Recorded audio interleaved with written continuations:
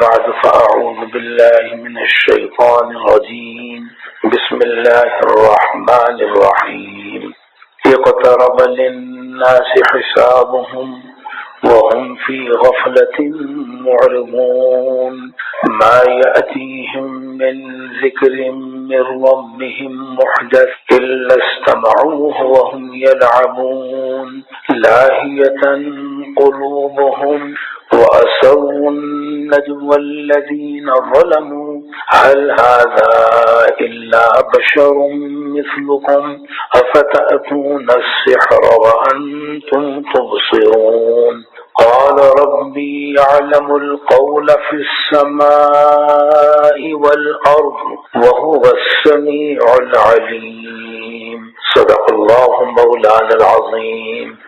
سورہ انبیاء یہ مکی ہے، اس میں قیامت کا، نبوت کا، توحید کا اور انبیاء کرام کے قصوں کا ذکر آ رہا ہے۔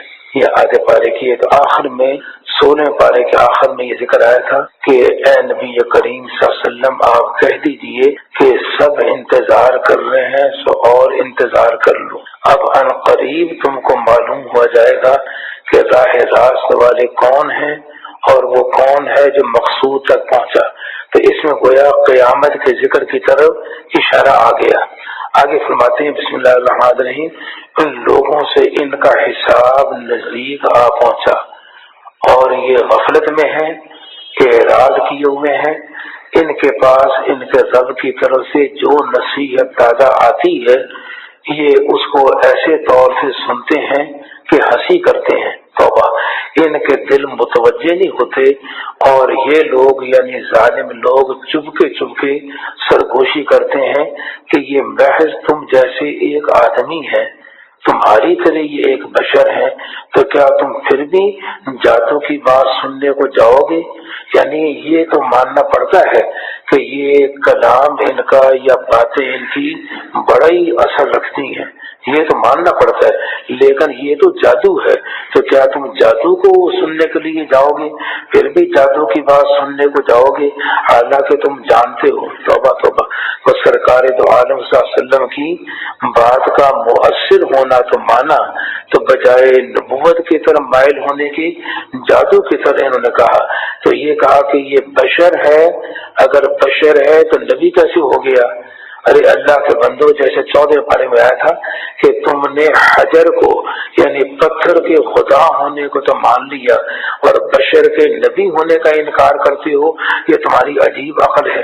پیغمبر نے فرمایا کہ میرا رب ہر بات کو آسمان میں اور زمین میں جانتا ہے اور خوب سننے والا، خوب جاننے والا ہے، بلکہ یہ تو اور بھی بڑھ کے بات کرتے ہیں، یوں کہا کہ یہ پریشان خیالات ہیں، اور بڑھ کے کہا بلکہ انہوں نے اس کو تراش لیا ہے، اور بڑھ کر کے کہا بلکہ یہ تو ایک شاعر شخص ہیں، تو ان کو چاہیے کہ ہمارے پاس کوئی ایسی نشانی لے کر کے آئیں جیسا پہلے لوگ رسول بنائے گئے، ان سے پہلے کوئی بستی والے جن کو ہم نے ہلاک کیا ہے ایمان نہیں لائے، سو کیا یہ لوگ ایمان لے آئیں گے؟ ان معجزات کو انہوں نے دیکھا وہ پھر بھی ایمان نہیں لائے، اور ہم نے آپ سے پہلے صرف آدمیوں ہی کو پیغمبر بنایا۔ کس کو بنایا؟ صرف مردوں کو، رجال ہی کو، عورتوں کو نہیں بنایا، ملائکہ کو نہیں بنایا، جنات کو نہیں بنایا، ہم نے انسانوں میں سے مردوں کو، ہم نے صرف آدمیوں ہی کو پیغمبر بنایا جن کے پاس ہم وحی بھیجا کرتے تھے۔ سو اگر تم کو معلوم نہ ہو تو اہل کتاب سے دریافت کر لو، اہل کتاب میں بھی لوگ بڑے معزز ہیں، سچ بولنے والے ہیں، ان سے پوچھ لو۔ اور ہم نے ان رسولوں کے ایسے جسم نہیں بنائے تھے جو کھانا نہ کھاتے ہوں، اور وہ حضرات ہمیشہ رہنے والے نہیں ہوئے کہ دنیا میں ہمیشہ رہے۔ نبی کا انتقال ہوا، نبی کا انتقال ہوا، لیکن نبی کے انتقال میں اور غیر نبی کے انتقال میں فرق ہے، لیکن دنیا سے روپوش ہونے میں سب برابر ہے، عالم برزخ میں جانے میں بھی سب برابر ہے، عالم برزخ میں، اور اللہ تعالیٰ انبیاء کرام کی اجسام مبارکہ کو، جسموں کو اللہ تعالیٰ محفوظ رکھتے ہیں۔ ان کے ایک بال میں بھی، میں مدینہ منورہ میں مسجد نبی میں درس سن رہا تھا، ایک عالم دین کا سعودی عالم وہ درس دے رہے تھے کہ تو یہ جو حدیث میں آتا ہے نا کہ اللہ تعالیٰ نے انبیاء کرام کے جسموں کو یعنی جسموں پر حرام کر دیا کہ مٹی ان کے جسم کو کھائے، ان اللہ حرم علی الارض ان تاکل اجساد الانبیاء، نبیوں کے جسم کو کھائے۔ اس کے بعد آگے جملہ آتا ہے کہ اللہ کا نبی فنبی اللہ حی، زندہ ہے، یرزق، رزق دیا جاتا ہے۔ اس جملے میں تو ذرا بحث ہے، لیکن پہلا جملہ جو ہے نا متفقہ طور پر یہ صحیح ہے کہ نبی کے جسم کو زمین نہیں کھا سکتی۔ تو اس عالم دین نے ایک عجیب جملہ کہا، کہتے ہیں اگر کسی نے کہ یہ عقیدہ رکھ لیا کہ مٹی نے سرکار دو عالم صلی اللہ علیہ وآلہ وسلم کی ایک بال میں بھی فرق ڈالا ہے، وہ کافر ہو گیا۔ یہ میں نے خود کہاں سنا کہ سعودی عالم نے کہا کہ اگر کسی نے کہا نا ایک بال میں بھی تغیر آ گیا فقد کفر، وہ کافر ہو گیا۔ اب یہ مطلب کہ عقیدہ اس انداز میں اللہ تعالیٰ نے نبیوں پر موت تو آتی ہے، لیکن موت آنے کے بعد ان کی موت کا انداز اور ہے، اس لیے یوں نہیں کہا انکم میتون کہ تم سارے مرنے والے ہو، کہ میرے حبیب انکا میتون و انہم میتون، آپ کا بھی انتقال ہونے والا ہے، ان کا بھی ہے جی، یہ نہیں تم سب کا، اور ان کا آپ کے انتقال کی نوعیت جدا ہے۔ تو سرکار کے پاس کوئی جا کر صلاۃ و سلام پڑھتا ہے، فرماتے ہیں میں خود سنتا ہوں، من صلی علی عند قبری، میرے قبر کے پاس آ کر کے جو پڑھے گا سمعتہ، اور میں سنوں گا، ومن صلی علی نائیا، اور دور سے اگر پڑھے گا تو ملائکہ پہنچائیں گے، ابلغتہ، میں پہنچایا جاتا ہوں۔ تو دونوں مسئلے اس مقام پر، یہ حیات انبیاء کا بھی حل ہو گیا، اور دوسرا مسئلہ بھی کہ جب دور سے کوئی پڑھتا ہے تو ملائکہ جن کا کام یہ ہے کہ ایسی محفلوں کو دیکھیں کہ صلاۃ و سلام کہاں پڑھا جاتا ہے، درود شریف کہاں پڑھا جاتا ہے، اور ان درود شریفوں کو وہ ملائکہ پہنچاتے ہیں، ادھر پڑھا ادھر پہنچا، ادھر پڑھا ادھر پہنچا۔ یہ نہیں کہ دیری لگتی ہے، آپ اگر ایک بات کریں تو امریکہ میں اسی وقت پہنچ گئے، اور ہم اگر کریں اور اللہ سرکار کو پہنچانا چاہیں یا ملائکہ اس میں دیری لگے، تو یہ آج کل تو سائنس کی تحقیقات نے مسائل اور آسان کر دیے۔ تو اللہ تعالیٰ ہمیں صحیح معنی میں ایمان نصیب فرمائے۔ ہم نے آپ سے پہلے صرف آدمیوں کو بھیجا، اچھا ان کو ایسے جسم نہیں بنایا کہ جو کھاتے نہ ہوں، اور ہری و ماکانو نہ یہ ہمیشہ رہے دنیا میں۔ پھر ہم نے جو ان سے وعدہ کیا تھا، آدمی حیران ہوتا ہے کہ پتہ نہیں اللہ پاک نے ان میں کیا قوت عطا فرمائی ہے، روحانیت کی۔ آدمی حضرت تھانوی رحمۃ اللہ علیہ نے خود فرماتے ہیں کہ میں نے سرکار دو عالم صلی اللہ علیہ وآلہ وسلم کی زیارت کی خواب کے اندر۔ جب زیارت کی تو سرکار نے فرمایا کہ اشرف علی، یہ تمہارے اس محلے میں فلاں نمبر مکان میں میری بچی رہتی ہے، میری بچی رہتی ہے، تو اس بچی کو مثلا کہ ملازمہ ہے تو اس کو تنگ کرتے ہیں، تو تم ذرا خیال کرو، تم ذرا اس کا خیال کرو۔ تو حضرت فرماتے ہیں کہ اسی مکان میں جب پتہ کیا میں نے، اسی مکان میں تو ایک سیدہ بچی مطلب کہ وہ ملازمہ تھی، تو وہ ان کو ذکر کیا۔ اب دیکھو نا، یعنی آدمی حیران ہوتا ہے کہ ساری کائنات میں کھانا بھون کہاں ہے، تھانہ بھون کہاں ہے، اور مکان کہاں ہے، مکان نمبر کہاں ہے، سیدہ بچی کہاں ہے۔ اب آدمی کو اندازہ لگا سکتا ہے کہ اللہ تعالیٰ نے سرکار کو کس رنگ میں، کس انداز میں علم دیا، یا دینے والا جانے یا لینے والا جانے۔ اصل بات یہ ہے، اب دیکھو نا، آپ اندازہ لگائیں۔ بس تھانوی رحمۃ اللہ نے فرمایا کہ یہ بچی جو ہے نا، اگر آپ نہیں کرتے تو یہ بچی مجھے دے دیں، میں ان کو اپنے گھر میں رکھوں گا۔ تو حضرت نے بڑی اس کے بعد میں اس بچی کا بڑا اچھا خیال، یہ حضرت خود واقعہ یہ بیان فرمایا ہے۔ اچھا آگے بتاتے ہیں پھر ہم نے ثم صدقناہم الوعدہ، پھر ہم نے جو ان سے وعدہ کیا تھا اس کو سچا کیا، یعنی ان کو جن کو منظور ہوا ہم نے نجات دی اور حد سے گزرنے والوں کو ہلاک کیا۔ ہم تمہارے پاس ایسی کتاب بھیج چکے ہیں کہ اس میں تمہاری نصیحت موجود ہے، یعنی ایسی کتاب بھیج چکے ہیں جس میں تمہارا ذکر موجود ہے۔ دیکھو یہ کتاب تو عرب کی عزت کا ذریعہ ہے کہ اس کتاب نے قیامت تک باقی رہنا ہے، اور اس کتاب میں تمہارا ذکر ہے، اور جب تمہارا ذکر عرب والوں کو موجود ہے تو یہ تو تمہاری عزت کا ذریعہ بنی، اور اس کتاب کو تم انکار کرتے ہو، کیا پھر بھی تم نہیں سمجھتے؟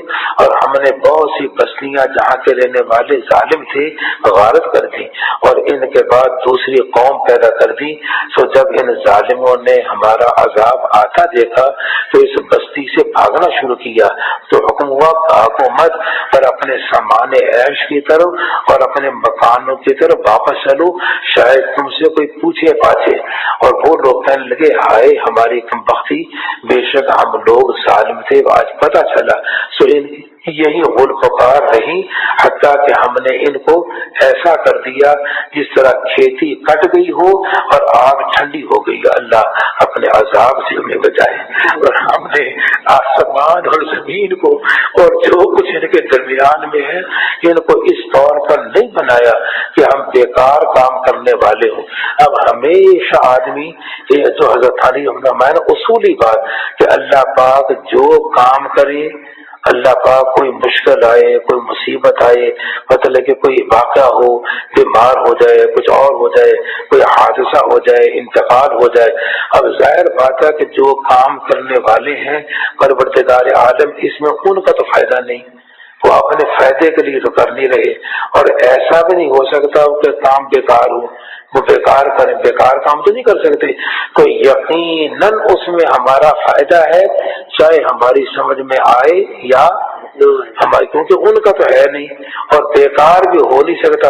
جب بیکار نہیں ہوگا تو یہ جو مطلب کہ یہ کیفیت آئی ہے، یہ واقعہ پیش آیا، یہ حادثہ ایکسیڈنٹ ہوا، فلاں ہوا، یہ واقعہ پیش آ گیا، یقیناً اس میں حکمت ہے، چاہے میرے سامنے آئے یا نہیں۔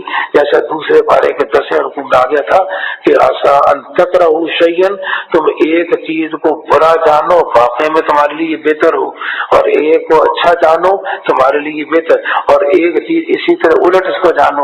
واللہ یعلم وانتم لا تعلمون، اللہ جانتے ہیں تم نہیں جانتے، اللہ جانتے ہیں۔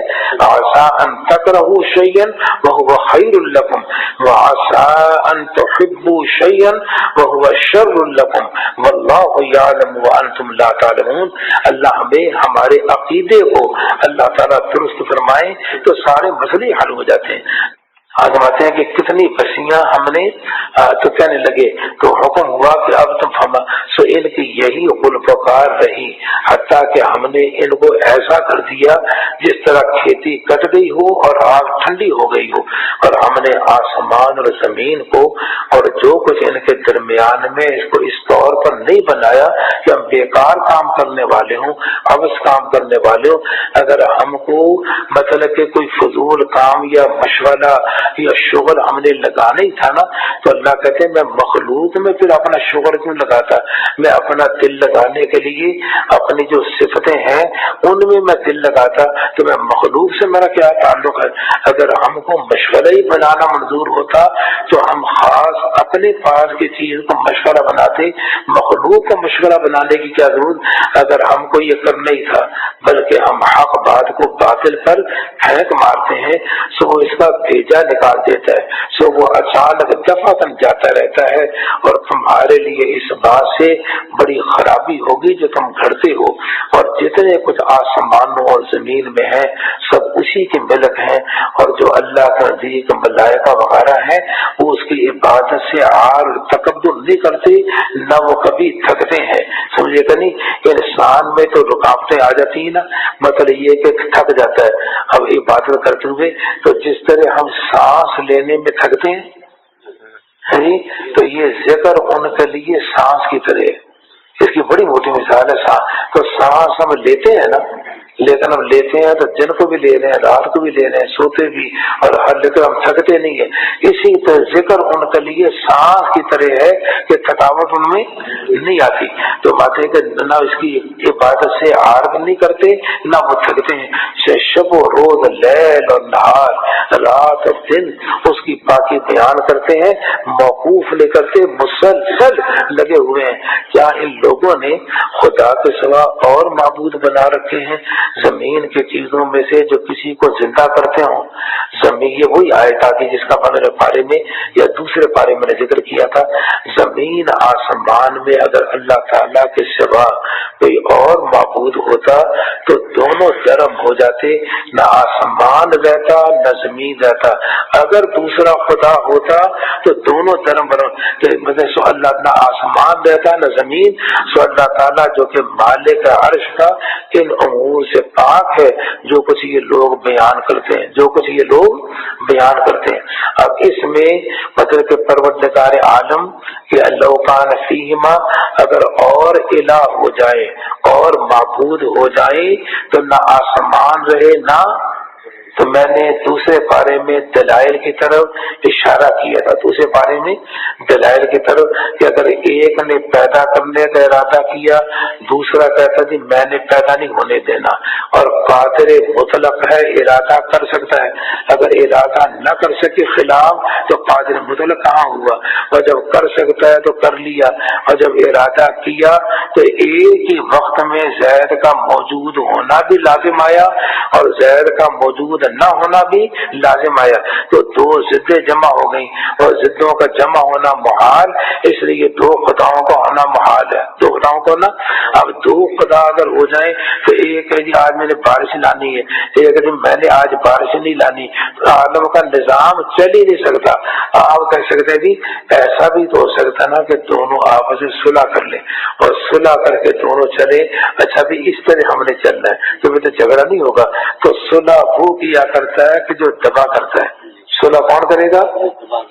دیکھو نا بھائی، ایک آدمی حکومت کے سامنے آ جائے کہ میرے ساتھ صلح کر لو ورنہ میں یہ کر لوں گا، تو حکومت کہے گی کہ صلح کرنی ہے، تو صلح کر لیے تو وہ برابر کے چکر ہو جس سے کسی درجے میں آدمی دبے، تو صلح کرنا ہی خدائی کے خلاف ہے، کیونکہ صلح کرنا دبنے سے ہے، اور دبنا جہاں پایا گیا وہاں خدائی نہ رہی، اس اعتبار سے صلح کا امکان ہی جاتا رہا، اور صلح کا امکان جاتا رہا تو بتے گا نہ آسمان رہے گا، اگر دوسرا خدا اگر عام مانے تو اب دیکھنا یہ ہے کہ کیا عالم اس نظام عالم کو چلانے کے لیے ایک خدا اس عالم کو چلانے کے لیے کافی ہے یا نہیں؟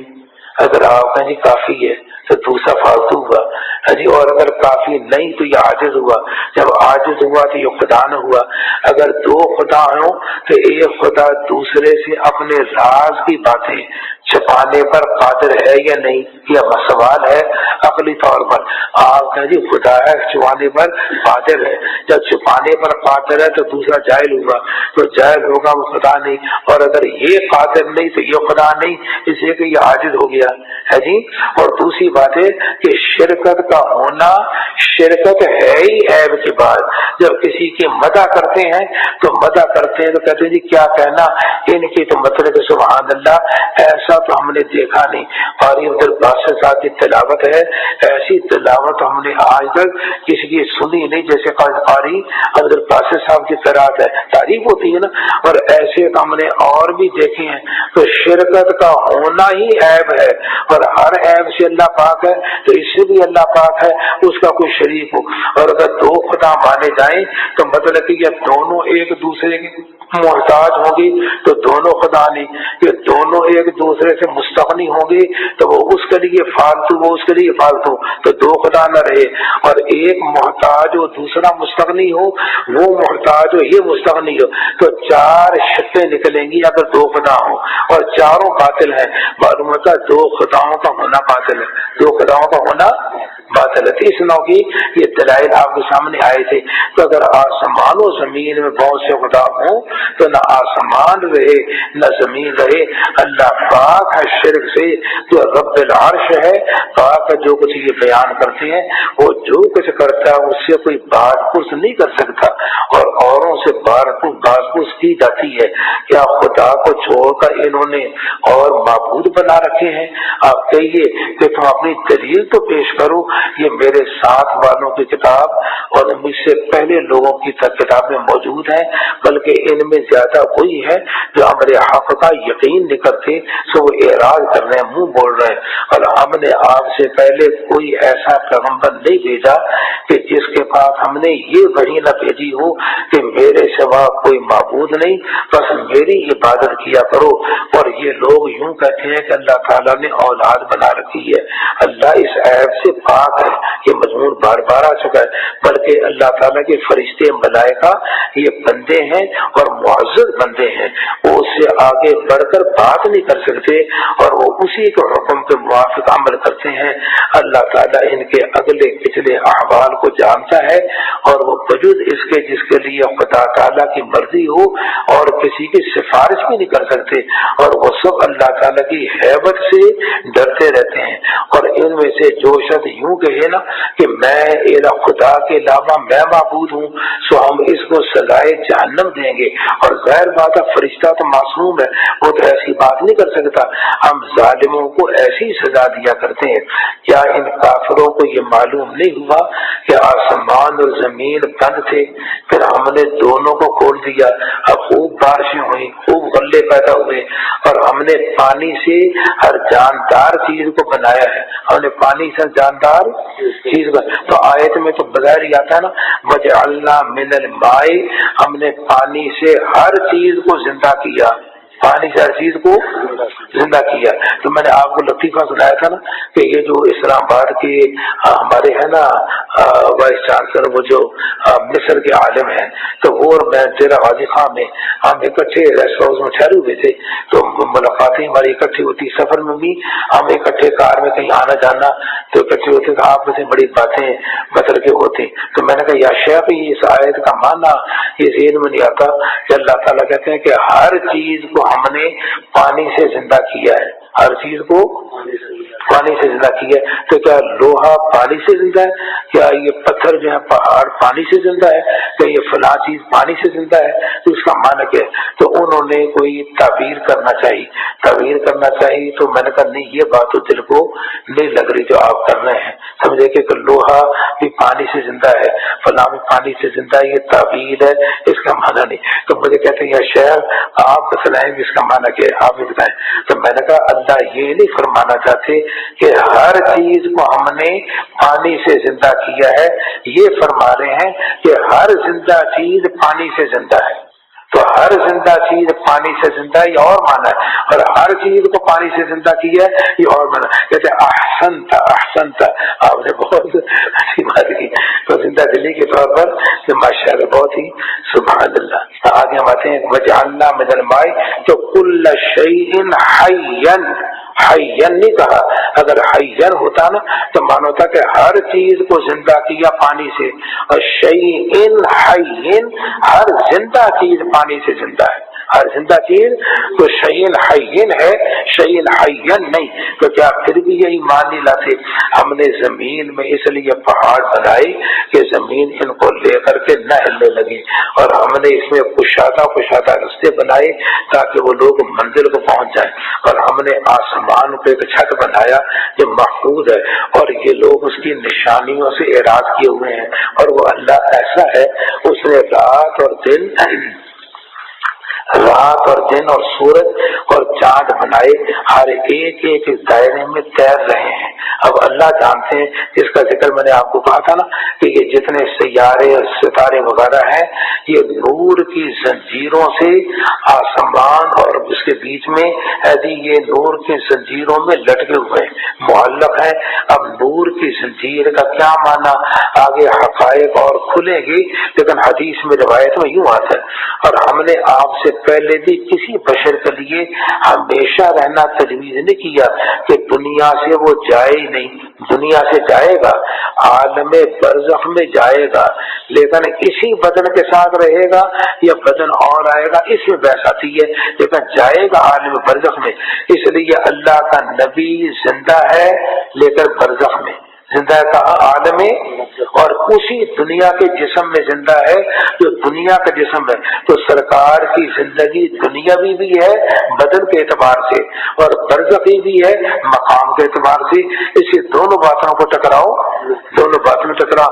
اور ہم نے آپ سے پہلے بھی کسی بشر کے لیے ہمیشہ رہنا تجویز نہیں کیا، پھر اگر آپ کا انتقال ہو جائے تو کیا یہ لوگ ہمیشہ ہمیشہ کو رہیں گے؟ ہر جاندار ایک نہ ایک دن موت کا مزہ چکھے گا۔ اب حضرت عیسیٰ بن مریم ہے، اگرچہ ابھی تک زندہ ہے، یا اور مخلوق شیطان بھی مطلب کہ حی ہے، وہ ابھی تک زندہ ہے۔ اللہ سے کہا تھا کہ قیامت تک کے لیے مجھے زندگی دے دے، اللہ پاک نے کہا چلو تجھے میں نے زندگی۔ اب دیکھا موت ایک دن آنی ہے کہ نہیں آنی؟ جتنا بھی زندہ رہ لے لیکن ایک نہ ایک دن تو ہر ایک نے موت کا مزہ چکھنا ہے۔ اور ہم تم کو بری بری حالتوں سے اچھی طرح آزماتے ہیں کہ تم سب ہمارے پاس چلے آؤ گے۔ اور یہ کافر لوگ جب آپ کو دیکھتے ہیں توبہ توبہ تو بس آپ سے ہنسی کرنے لگتے ہیں۔ آپ توبہ توبہ آپ کو دیکھ کر کے چھٹا مذاق اور ہنسی کرتے ہیں۔ کیا یہی ہے جو تمہارے معبودوں کا ذکر کیا کرتے ہیں؟ اور یہ لوگ رحمان کے ذکر پر انکار کیا کرتے ہیں۔ انسان جلدی کا بنا ہوا ہے، ان قریب، یہ جیسے کہتے ہیں محاورہ ہے نا، یہ تو فلانا تو غصے کا بنا ہوا ہے، یعنی اتنا اس کی طبیعت غصہ ہے کہ ایک دم جلال میں آ جائے گا، ایک دم غصے میں آ جائے گا۔ اسی طرح انسان بھی بڑا جلد باز ہے، جلدی کا بنا ہوا ہے۔ ہم ان قریب تم کو اپنی نشانیاں دکھائی دیتے ہیں تو تم مجھ سے جلدی مت مچاؤ۔ تو بدر میں تم نے میری نشانی کو دیکھ لیا، اور یہ لوگ کہتے ہیں کہ یہ وعدہ کس وقت آئے گا؟ اگر تم سچے ہو کاش ان کافروں کو اس وقت کی خبر ہوتی جبکہ یہ لوگ آگ کو نہ اپنے سامنے سے روک سکیں گے نہ اپنے پیچھے، توبہ توبہ توبہ، نہ ان کی کوئی حمایت کی جائے گی، بلکہ وہ آگ ان کو ایک دم سے آ دے گی، سو ان کو بدحواس کر دے گی، پھر نہ اس کے ہٹانے کی ان کو قدرت ہوگی نہ ان کو مہلت دی جائے گی۔ اور آپ سے پہلے جو پیغمبر گزرے ہیں ان کے ساتھ ہی مذاق کیا گیا، سو جن لوگوں نے ان سے مذاق کیا تھا ان پر وہ عذاب واقع ہو گیا جس کے ساتھ وہ استہزاء کرتے تھے۔ آپ کہہ دیجیے وہ کون ہے جو رات میں اور دن میں رحمان سے تمہاری حفاظت کرتا ہو؟ بلکہ وہ لوگ اپنے رب کے ذکر سے روگرداں ہیں، اعراض کرتے ہیں، کیا ان کے پاس ہمارے سوا اور ایسے معبود ہیں کہ ان کی حفاظت کر لیتے ہوں؟ وہ خود اپنی حفاظت کی قدرت رکھتے نہیں، نہ ہمارے مقابلہ میں کوئی اور ان کا ساتھ دے سکتا ہے، بلکہ میں نے ان کو اور ان کے باپ دادوں کو خوب سامان دیا، یہاں تک کہ ان پر ایک عرصہ دراز گزر گیا۔ ان کو یہ نظر نہیں آتا کہ ہم زمین کو ہر چار طرف سے برابر گٹاتے چلے جاتے ہیں، اسلام پھیلتا چلا جاتا ہے، اور جہاں مسلمان بنا وہ ایریا اسلام میں آ گیا اور ان کے قبضے سے نکل گیا، ان کے قبضے سے نکل گیا۔ تو سائنسدانوں نے بھی اپنے رنگ میں بھی کہ زمین اپنے اطراف سے کم ہوتی جا رہی ہے، انہوں نے بھی اپنے رنگ میں تقریر کی ہے۔ سو کیا یہ لوگ غالب آئیں گے؟ آپ کہہ دیجئے میں تو صرف وحی کے ذریعے سے تم کو ڈراتا ہوں، اور یہ بہرے جس وقت ڈرائے جاتے ہیں سنتے ہی نہیں۔ اور اگر ان کو آپ کے رب کے عذاب کا ایک جھونکا بھی ذرا لگ جائے تو یوں کہنے لگے آئے ہماری کمبختی، واقعی ہم خطا بار تھے، اور قیامت کے روز ہم میزان عدل قائم کریں گے، سو کسی پر بالکل ظلم نہ ہوگا، اور اگر عمل رائی کے دانے کے برابر بھی ہوگا ہم اس کو حاضر کر کے لے آئیں گے۔ اللہ اکبر! اور ہم حساب لینے والے کافی ہیں۔ اور ہم نے موسیٰ اور ہارون کو ایک فیصلہ کی اور روشنی کی اور متقیوں کے لیے نصیحت کی چیز عطا فرمائی، تو مطلب کہ فرقان بھی ہے، ضیاء بھی ہے اور ذکر بھی ہے۔ جو اپنے رب سے بن دیکھے ڈرتے ہیں اور وہ لوگ قیامت سے ڈرتے ہیں۔ یہ ایک کثیر الفائدہ نصیحت ہے جس کو ہم نے نازل کیا، تو کیا پھر بھی تم اس کے منکر ہوئے جا رہے ہو؟ اور ہم نے اس سے پہلے ابراہیم علیہ السلام کو یہ بحث پہلے آ چکی ہے نا کہ قصوں میں تکرار آ رہا ہے۔ اب تکرار آ رہا ہے کہ بعض مرتبہ ایک دفعہ مضمون اچھا نکل جاتا ہے بلاغت والا، تو دوسرا کہتا ہے آپ ہی جیسا کلام بنا کے لے آئے، تو وہ کہتے بھی ایسا کلام، یہ تقریر ایسی ہو گئی، یا جیسا قاری عبدالباسط صاحب نے کہا نا کہ سورہ رحمان میں نے ایسی جامشیں پڑھی ہے کہ شاید میں بھی اگر دوبارہ پڑھنا چاہوں تو میں نہ پڑھ سکوں، تو چلو آپ جو ہمیں کہتے ہیں ایسا کلام لاؤ، تو آپ بھی ذرا اس قصے کو ذرا دوبارہ یہ بیان کریں۔ تو اللہ کا کہتے ہیں بار بار تکرار کیا اور بلاغت میں فرق نہیں آیا، تو پتہ چل گیا کہ واقعی میں یہ اللہ کا کلام ہے واقعی میں۔ اور ہم نے اس سے پہلے ابراہیم کو ان کی خوش فہمی عطا فرمائی تھی اور ان کو خوب جانتے تھے، جبکہ انہوں نے اپنے باپ سے اور اپنی برادری سے فرمایا کیا یہ مورتیں، یہ جو بت ہیں مورتیں جن پر تم جمے بیٹھے ہو، عاکفون وہی اعتکاف اسی سے جن پر تم جمے بیٹھے ہو، وہ کہنے لگے کہ ہم نے اپنے بڑوں کو ان کی عبادت کرتے ہوئے دیکھا ہے۔ ابراہیم نے کہا کہ بے شک تم اور تمہارے باپ دادے سری غلطی میں ہو۔ وہ لوگ کہنے لگے کیا تم سچی بات ہمارے سامنے پیش کر رہے ہو یا دل لگی کر رہے ہو؟ ابراہیم نے فرمایا نہیں، بلکہ تمہارا رب وہ ہے جو تمام آسمانوں کا اور زمین کا رب ہے، جس نے ان سب کو پیدا کیا، اور میں اس پر دلیل بھی رکھتا ہوں۔ اور خدا کی قسم، اب یہ جملہ انہوں نے پکڑ لیا تھا نا، اور خدا کی قسم میں تمہارے ان بتوں کی گت بناؤں گا جب تم چلے جاؤ گے اپنے میلے پر عید کا دن منانے کے لیے۔ جب تم جاؤ گے پیچھے میں رہ جاؤں گا اور بت رہ جائیں گے، تو میں ان کی خدا کی قسم ان کی گت بناؤں گا۔ یہ جملہ ان کی زبان سے نکل گیا، تو انہوں نے ان بتوں کو جب وہ چلے گئے نا تو ٹکڑے ٹکڑے کر دیا، بجز ان کے ایک بڑے بت کے، اور وہ جو تھا نا کدال وغیرہ یہ کلاڑی وغیرہ، تو وہ مطلب کہ بڑے بت کے کندھے پہ وہ رکھ دی اور باقی بتوں کو ریزا ریزا ٹکڑے ٹکڑے کر دیا تاکہ جب وہ لوٹے تو بحث کا موقع ملے۔ تو انہوں نے بتوں کو ٹکڑے ٹکڑے کر دیا بجز ان کے ایک بڑے بت کے کہ شاید وہ لوگ ابراہیم کی طرف رجوع کریں، کیونکہ انہوں نے کہا تھا نا کہ میں گت بناؤں گا۔ کہنے لگے کہ یہ ہمارے بتوں کے ساتھ یہ کس نے کیا ہے؟ اس میں کوئی شک نہیں کہ اس نے بڑا ہی غضب کیا۔ بعضوں نے کہا ہم نے ایک نوجوان آدمی کو جس کو ابراہیم کر کے پکارا جاتا ہے ان بتوں کا تذکرہ کرتے سنا ہے، یعنی اس نے کچھ برے انداز میں تذکرہ کیا تھا۔ وہ لوگ بولے تو اچھا اس کو سب آدمیوں کے سامنے حاضر کرو تاکہ وہ لوگ گواہ ہو جائیں۔ ان لوگوں نے کہا کہ ہمارے بتوں کے ساتھ یہ حرکت تم نے کی ہے ابراہیم؟ تو کلہاڑی تو بڑے بت کے اس میں تھی نا، تو نے کہا کہ بل فعلہ کبیرہم، کہتے ہیں ان بتوں کا جو بڑا ہے نا، ان بتوں کا جو بڑا ہے یا بتوں سے جو بڑا ہے اس نے کیا ہے۔ کس نے کیا ہے؟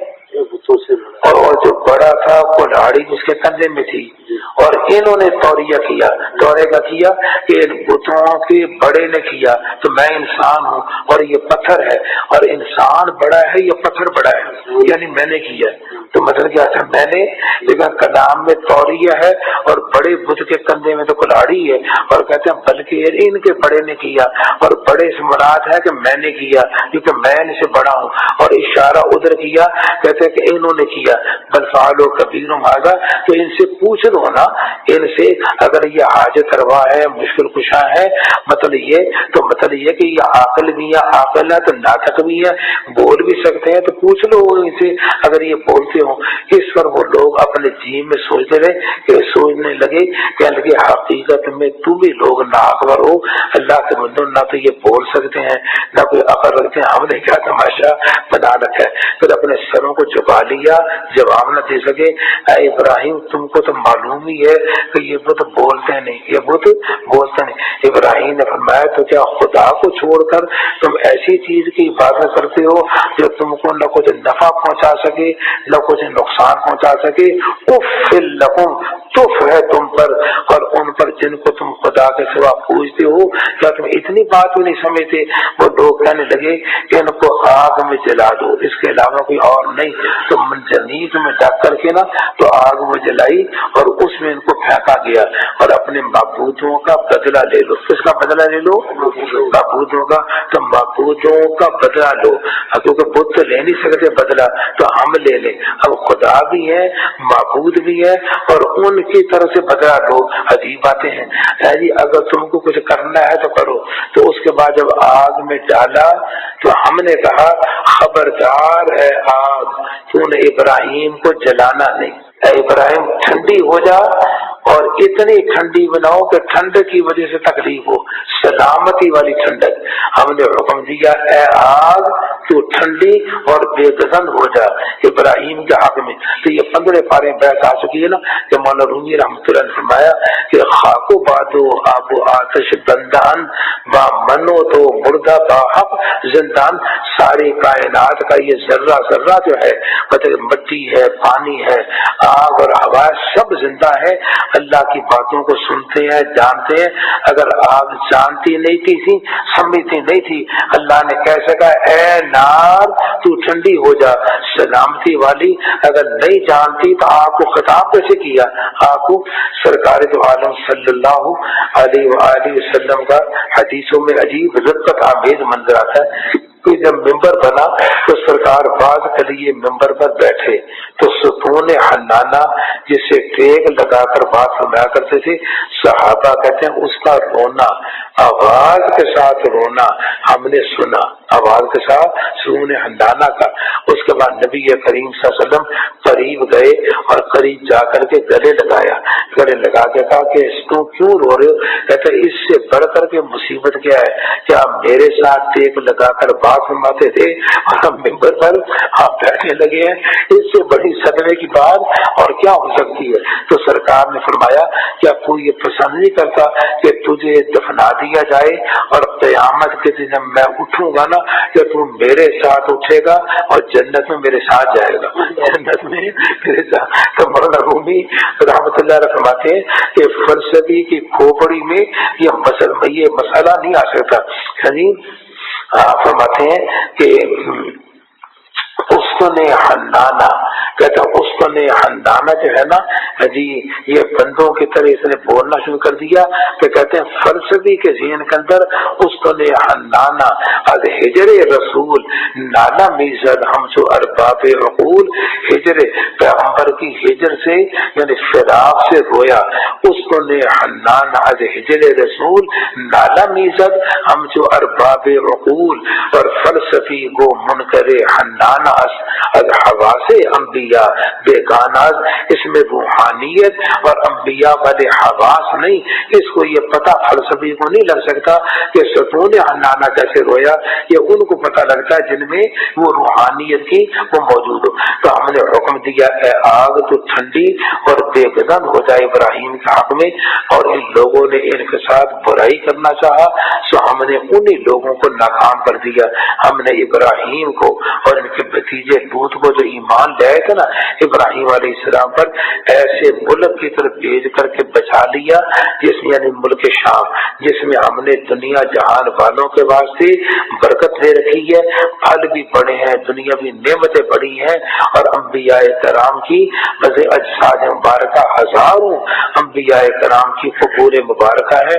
تو روحانی برکتیں بھی ہیں اور ظاہری برکتیں بھی ہیں، اور ہم نے ان کو اسحاق بیٹا اور یعقوب پوتا عطا کیا، اور ہم نے ان کو نیک کیا، اور ہم نے ان کو مقتدا بنایا کہ ہمارے حکم سے ہدایت کیا کرتے تھے، اور ہم نے ان کے پاس نیک کاموں کے کرنے کا اور نماز کی پابندی کا، زکوٰۃ ادا کرنے کا حکم بھیجا، اور وہ ہماری عبادت کرتے تھے۔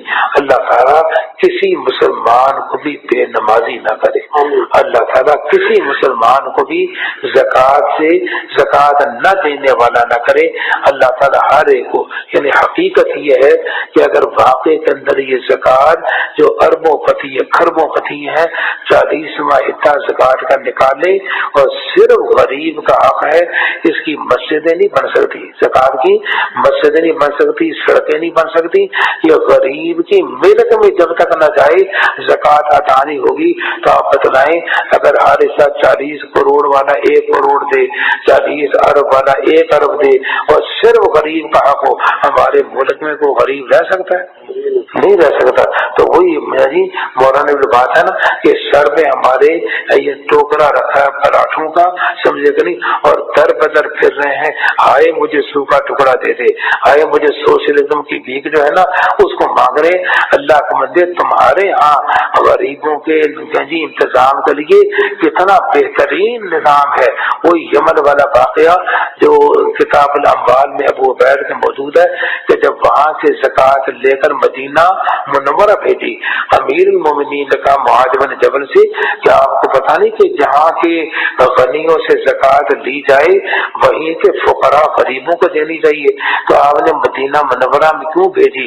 کہا حضرت مجھے یہ روایت معلوم ہے، لیکن اسلامی نظام کی برکت سے یمن کا کونا کونا چھان مارا، ہمیں زکوٰۃ لینے والا کوئی نہیں ملا، زکوٰۃ دینے والے تو ہے لیکن لینے والا یہ کتاب الاموال میں ابو عبید کے یہ موجود ہے۔ یعنی کتنا پیارا نظام ہمارے پاس ہے، لیکن وہ عمل کریں ہم تو اس کی برکتیں اور رحمتیں مطلب کہ ظاہر ہو، اللہ میں فہم سلیم عطا فرمائے۔ تو بہرحال تو کہتے ہیں کہ ہم نے اور لوط کو ہم نے اقام الصلاۃ و ایتاء الزکوٰۃ، اور وہ ہماری عبادت کرتے تھے، اور لوط کو ہم نے حکمت اور علم عطا فرمایا، اور ہم نے ان کو اس بستی سے نجات دی جن کے رہنے والے گندے گندے کام کیا کرتے تھے، بلا شبہ وہ لوگ بڑے بدذات بڑے بدکار تھے۔ ہم نے لوط کو اپنی رحمت میں داخل کیا، اللہ پاک ہمیں بھی اپنی رحمت میں داخل کرے، بلا شبہ وہ بڑے نیکوں میں سے تھے۔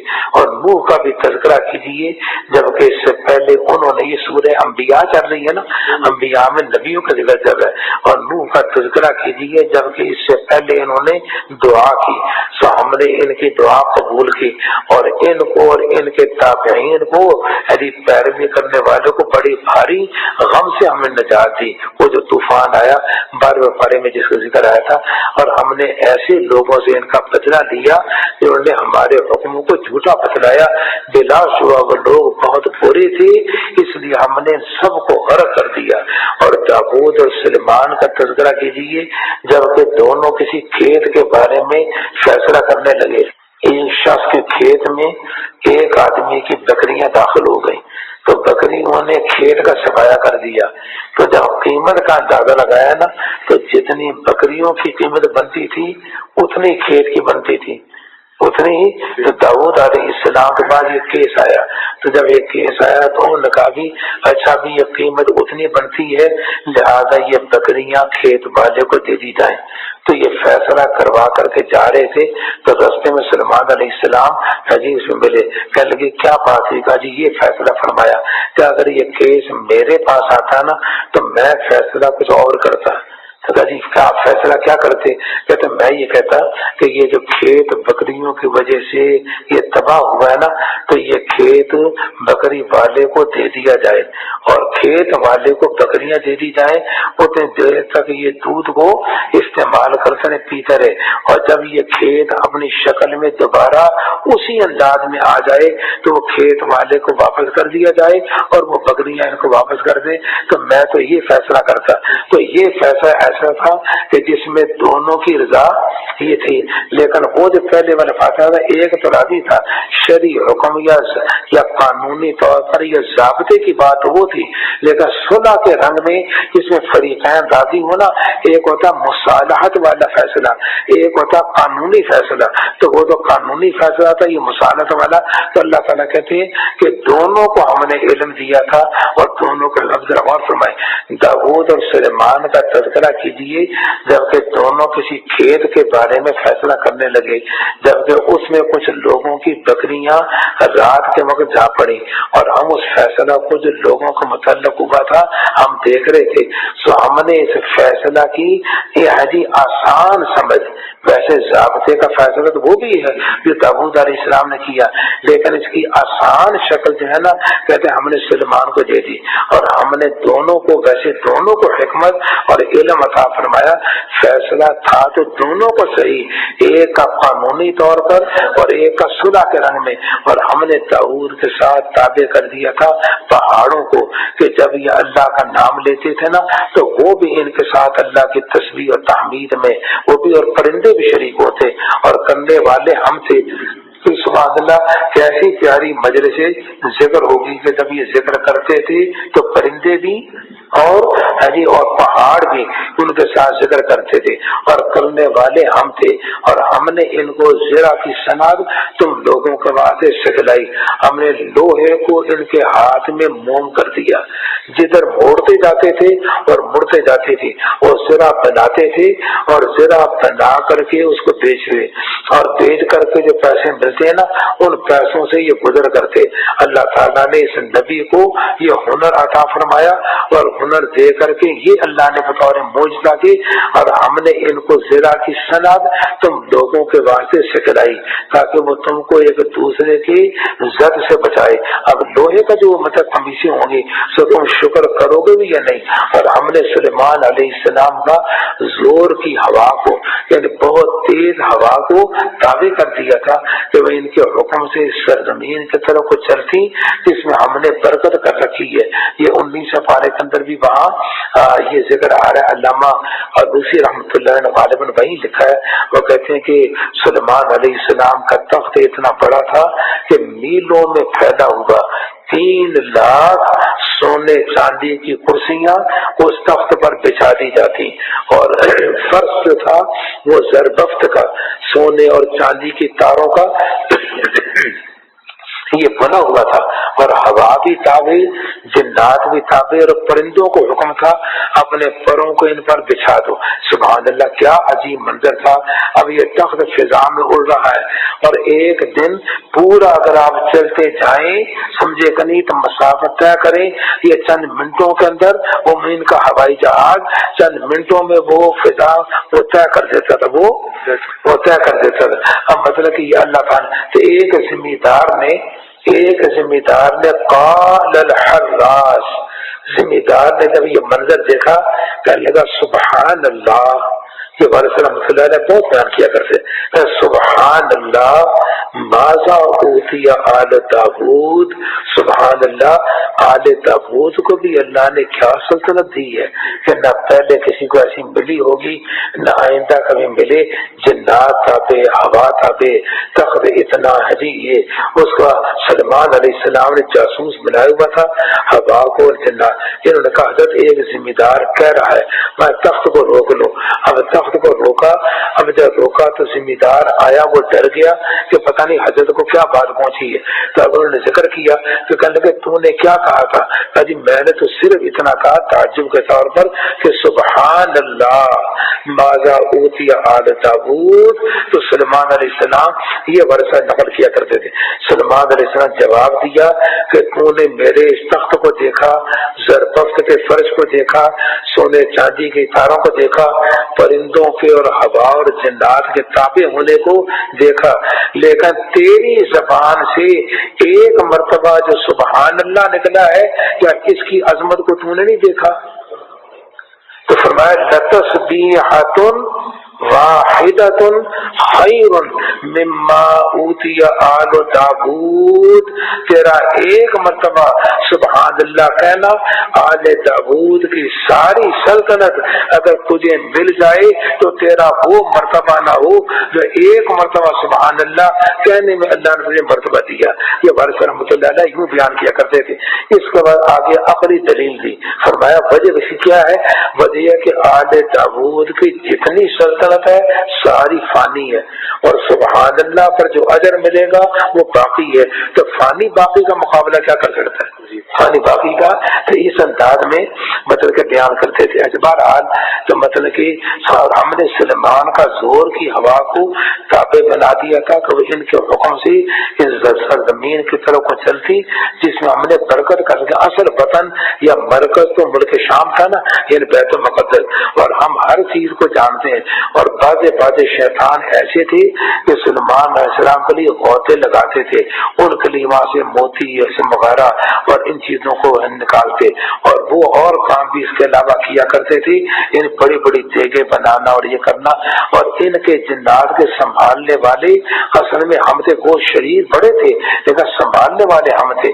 اور ایوب کا تذکرہ کیجیے جبکہ انہوں نے اپنے رب کو پکارا کہ مجھ کو یہ تکلیف پہنچی ہے، اللہ جی سارا میرا بدن یہ پک گیا ہے جی، سارا بدن میرا یہ پک گیا ہے، زخمی ہو گیا، اور ہم بیوی مجھ کو چھوڑ گئی اور اس انداز میں ہو گیا، بچے مجھ سے الگ ہو گئے، سمجھے گا نہیں. تو اے اللہ آپ میری تکلیف کو رحمۃ اللہ علیہ فرمانے لگے کہ مانگنا بھی اللہ کے نبی کو آتا ہے. مانگنا بھی کس کو آتا ہے؟ اللہ کے نبی کو آتا ہے کہ مانگنا کس آتا ہے. کہتے ہیں ایوب علیہ السلام نے کیا کہا؟ اپنے رب کو پکارا، اللہ جی مجھے یہ تکلیف پہنچی ہے، میں یہ نہیں کہتا کہ میری تکلیف آپ دور کر دیں، میری تکلیف آپ دیکھو نا عجیب جملہ ہے نا. کہتا مجھے تکلیف پہنچی ہے اور یہ نہیں میں کہتا کہ میری تکلیف دور کر دے، میں اپنی تکلیف کا ذکر کرتا ہوں اور آپ کی شان ارحم الراحمین کا ذکر کرتا ہوں. آپ ارحم الراحمین ہے تو مجھے تکلیف پہنچی ہے، اور آپ ارحم الراحمین ہے تو صفت ارحم الراحمین کا جو تقاضا ہو اس پر عمل فرما دیں.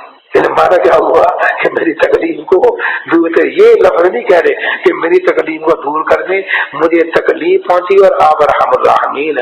سو ہم نے ان کی دعا قبول کی اور ان کو جو تکلیف تھی اس کو دور کر دیا، اور ہم نے ان کو ان کا کنبہ بھی واپس دے دیا، اور ان کے مثل اور بھی بچے دے دیے، اور بھی اپنی رحمت خاصہ کی وجہ سے اور عبادت کرنے والوں کے لیے یادگار رہنے کے سبب سے.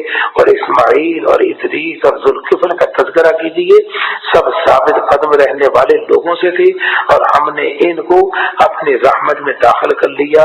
بے شک یہ کمال صلاحیت والے لوگوں میں تھے. اور مچھلی والے یونس علیہ السلام کا بھی ذکر کیجیے، جب وہ خفا ہو کر کے چل دیے، خفا ہو کر اپنے اجتہاد سے گئے، تو نبی اجتہاد بھی کرتا ہے، وہی 4 متعلقات اسم جو ہے نبی اجتہاد بھی کرتا ہے. اب انہوں نے قوم کو سمجھایا، قوم مانی نہیں، ان کا عذاب آنے والا ہے. اب میں نے خبر دی اور خود وہاں سے چلے گئے. اب وہاں چلے گئے تو کشتی میں جب گئے تو کشتی دریا کے بیچ میں جا کر کے رک گئی. تو کشتی والا کہنے لگا میری کشتی رکا نہیں کرتی، جب کوئی غلام اپنے آقا سے بھاگ کر کے آیا ہو تو پھر میری کشتی رکا کرتی ہے. تو معلوم ہوتا کوئی غلام آقا سے بھاگ کر گیا ہے، تو یونس علیہ السلام کا وہ میں ہی ہوں ہے جی. تو مطلب اس کا نتیجہ کیا تھا کہ اس کو دریا میں پھینک دیا جائے، تو کشتی چلے گی نہیں. انہوں نے کہا یونس علیہ السلام ان کا چہرہ دیکھو، اتنے بزرگ، ان کو ہم کیسے دریا میں پھینک دیں، ان کو ہم کیسے دریا میں دیں. انہوں نے کہا چلو قرا ڈالو. اب قرا ڈالا تو ان کا نام نکلا، پھر کہا پھر قرا ڈالو، انہیں کا نام نکلا. تو مجبور ہے ان کو پھر، کیونکہ کشتی نے تو چلنا ہی نہیں تھا، اب مطلب ان کو ڈال دیا. اللہ پاک نے مچھلی کو کہا کہ پیٹ میں لینے کی اجازت ہے، کھانے کی اجازت نہیں، اپنے پیٹ میں محفوظ رکھو، اپنے پیٹ میں محفوظ رکھو. اور 23ویں پارے میں عجیب جملہ آ رہا ہے. 23ویں پارے میں کہتے ہیں کہ اگر یہ تسبیح نہ پڑھتے لا الہ الا انت سبحانک انی کنت من الظالمین، یہ آیت کریمہ مچھلی کے پیٹ میں نہ پڑھتے تو قیامت تک مچھلی کے پیٹ میں رہتے. یہ جملہ 23ویں بارے میں عجیب جملہ آ رہا ہے. تو وہاں یہ لندن میں یہ مضمون بیان کر رہا تھا تو اچانک ایک چمک آئی، مطلب کہ ذہن میں بات آئی. میں نے کہا بات ہے کہ نبی کے جسم نے تو ہمیشہ رہنا ہے، وہ تو اس میں تو بقا ہے.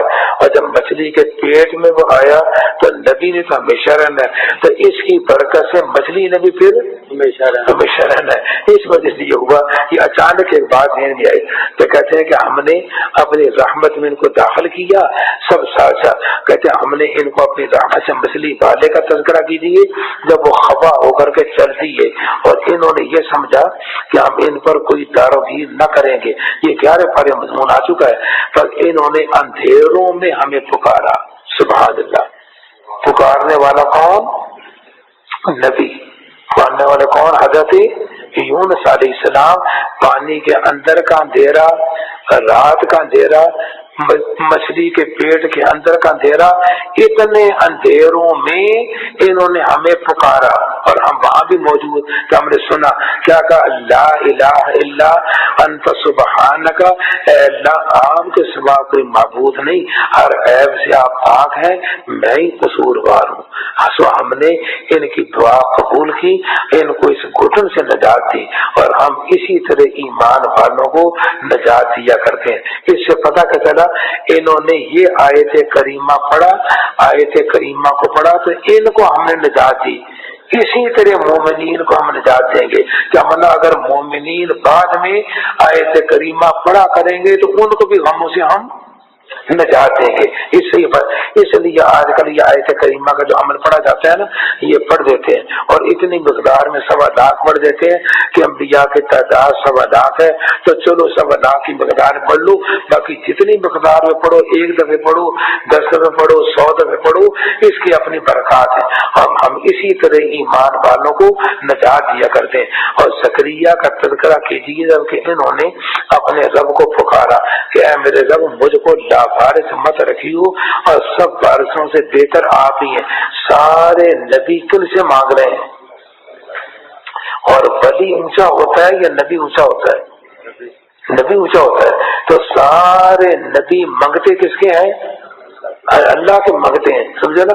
تو کتنی بڑی توحید قرآن مجید نے ہمیں بتلا دی، کتنی بڑی توحید۔ تو دعا کرو شرک کے ذرے سے بھی اللہ ہمیں بچائے۔ اپنی توحید میں کسی قسم کا شرک، جب بندے کو عبد کو جب ہم معبود بنانے لگتے ہیں نا تو جھگڑے ختم ہو جاتے ہیں۔ عبد عبد ہے، معبود معبود ہے، بندہ بندہ ہے، خدا خدا ہے، مصطفیٰ مصطفیٰ ہے، اور خدا خدا خدا ہے۔ اور مولانا احمد رضا خان صاحب کو بھی کہنا پڑا، مولانا رضا خان صاحب کو بھی کہنا پڑا کہ بعض نے کہا تھا آپ تو نبی صلی اللہ علیہ وسلم کی اتنی شان بیان کرتے ہیں، آپ تو خدائی کی حدود میں داخل کر کے گویا آپ نے خدا مان لیا۔ مولانا احمد رضا خان صاحب کیا فرماتے ہیں، بڑے پیارے انداز ہیں، کہتے ہیں وہ خدا نہیں، میرا عقیدہ کیا ہے، وہ نبی صلی اللہ علیہ وسلم خدا، وہ خدا نہیں، بخدا وہ خدا نہیں، لیکن خدا سے جدا نہیں، پھر ہے وہ کیا اور کیا نہیں، یہ حبیب اور محب کی بات ہے۔ کیونکہ سارا مسئلہ ہی حل ہو گیا، سارا مسئلہ ہے۔ تو حبیب اور محبوب نے کس کو جھگڑا ہے؟ یہ جو کسی کو جھگڑا نہیں، اور وہ بھی مانتے ہیں کہ میں کہتا ہوں کہ وہ خدا نہیں، بخدا وہ خدا نہیں، میں قسم کھا کے کہتا ہوں کہ وہ خدا نہیں، اور اتنے بھی نہیں کہ جتنا ایک قطرہ کا یعنی کروڑواں حصہ قطرے کا، ایسے کروڑ سمندروں سے اس قطرے کی نسبت ہو، اتنی قوت بھی میں نبی کی اللہ کے مقابلے میں نہیں مانتا۔ اور ایک ذرے کا کروڑواں ایسے صحرا کروڑ آ جائیں تو جو نسبت ہے، اتنی نسبت بھی طاقت کی اور علم کی میں پیغمبر کی ذات کی اللہ کے مقابلے میں مولانا احمد رضا خان صاحب یہ رحمۃ اللہ کہتے ہیں کہ میں نہیں مانتا۔ پھر مجھے کیسے کہتے ہو کہ میں مشرک ہوں؟ دیکھو نا، نہ وہ مشرک ہیں اور نہ یہ بے ادب ہے۔ سمجھے بھی جھگڑا کیا ہے؟ جھگڑا ہے ہی کوئی نہیں، تو خام خواہ آپس میں لڑ رہے ہیں، خام خواہ آپس میں۔ تو یہی بات میں کہا کرتا ہوں کہ مطلب کہ ویسے ہی لڑ رہے۔